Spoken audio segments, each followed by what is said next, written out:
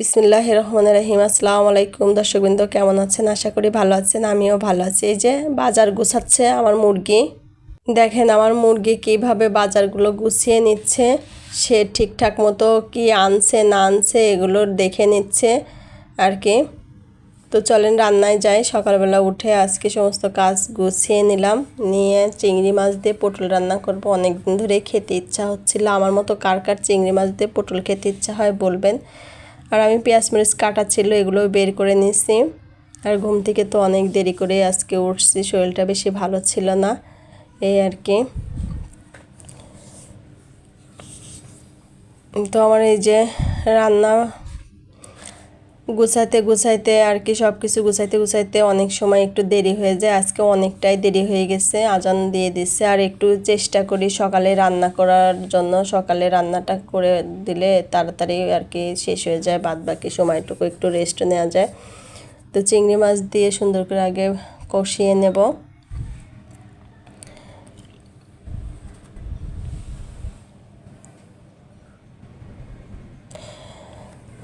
তো মুরগিটা আজ কতদিন ধরে অনেকটাই দুষ্ট হয়ে গেছে, কিছুতেই ধরে রাখলে থাকতে চায় না। আমি পটলটা এভাবে কাটছি, পটলের চোচাটা উপর থেকে যেমন ভাজার সময় একটু হালকা আবরণ উঠে ফেলতে হয়, ওরকম করে আর কি দিলাম। এটা অনেক মজা লাগে চিংড়ি মাছ দিয়ে এভাবে রান্না করলে। আর চিংড়ি মাছের এই যে হাত পা ছিল আর হচ্ছে মাথার কিছু অংশ ছিল, এগুলো আমি সুন্দর করে বেছে নিয়েছি, বেটে দেবো এর মধ্যে। কারা কারা দেন বলবেন কমেন্ট করে। তরকারিটা বসা দিয়ে আমি যাব এবার ঘরটা মুছে নেব এই ফাঁকে।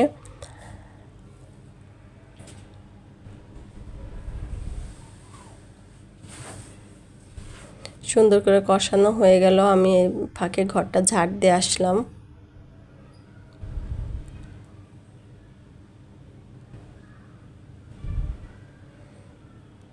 ঝোলটাও দিয়ে নিলাম এখন। তো আমি ঝোলটা দিয়ে এখন ঘরটা মুছে গোসল করে নেব। আর হচ্ছে এখানে আসবো একদম টাইমে, যখন আমার হচ্ছে 4টা বাজে, এই টাইমে চলে আসবো। আর এই তো 4:30টার বেশি বাজে আর কি এখন। তো আমি তরকারিটা ভালো করে বলক দিয়ে টেবিলে নিয়ে যাব। হয়ে গেছে আমার তরকারি, আমি তো তখন রান্না করে রেখে দিয়েছিলাম। ভাতটাও সাইডে বসিয়ে দিয়েছি। এই যে আমার চিংড়ি পটল হয়ে গেছে। রান্নাটা কেমন হয়েছে বলবেন। আর এখানে যে ইফতারির সব কিছু আস্তে আস্তে গুছিয়ে নিচ্ছি। আর আমি হচ্ছে ফ্রিজ থেকে ডাল বের করে নিয়ে আসলাম।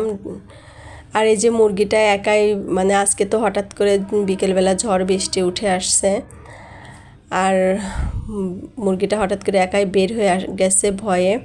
তো এসেই এই যে আমার সাথে সাথে কি দৌড়াদৌড়ি করতেছিল, আমি হাঁটি ও হাঁটে, সেটা তো আপনারা সবাই জানেন।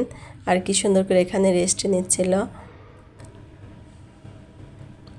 তো আমি হালকা পাতলা একটু ভাজা পোড়া করে নিলাম। আর রোজার মধ্যে একটু হালকা পাতলা ভাজা পোড়া ভালোই লাগে, সেই জন্য আর কি 4-5 টুকরা বেগুনি, কয়েকটা বড়া আর কয়েকটা ফুলকপি ভেজে নিলাম।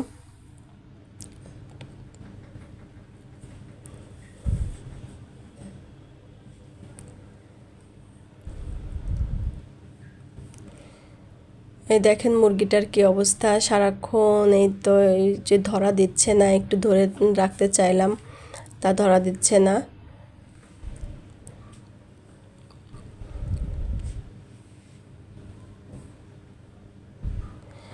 ও আমি যখন একদিনে কাজ করতেছি তখন ও পিছন থেকে এসে আমার লাফিয়ে লাফিয়ে আমার জামা টেনে টেনে করতেছিল। আর যখনই আমি পিছন দিকে ঘুরি আর দেয় একটু দৌড়। তো আমি এখানে এই যে গুলো ভেজে নিচ্ছিলাম, আমার সব ভাজার পুরি শেষ হয়ে গেছে, সব কিছু গুছিয়ে নিয়েছি। এখন ইফতারির জন্য সবাই বসে পড়ব, এই তো। আর ওইদিকে যে প্রথমে দেখাইলাম বাজারটা আনা হয়েছে, তো বাজারটাও ইফতারের পরে গুছানো হবে।